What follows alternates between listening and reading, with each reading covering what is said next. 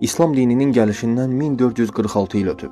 Lakin biz Allah Rəsulü sallallahu aleyhi və səlləmin özünə zövcə seçimindəki böyük hikməti bu gün daha gözəl anlayırıq.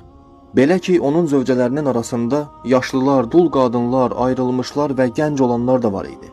Ayşə radiyallahu anh anamız kimi.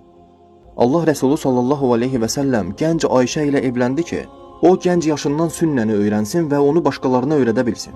Allahın iradəsi ilə o uşaq tərbiyəsindən və qayğısından azad idi və buna görə də yalnız dinlə və sünnə ilə məşğul olurdu. O, Allah Rəsuluna çox incə və dəqiq suallar verirdi.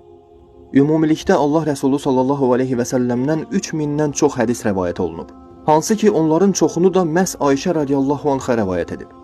Allah Rəsulunun vəfatından sonra da Ayşə radiyallahu anh'a insanlara sünnəni öyrədərək 42 il ömür sürüb.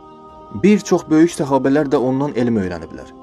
Və biz də bugün əgər WhatsApp statuslarında bir-birimizə hədislər yazıb paylaşa biliriksə, bu ona görədir ki, Allah Sübhane və Teala ümmətin anası olaraq Ayşə radiyallahu anh'ını seçib.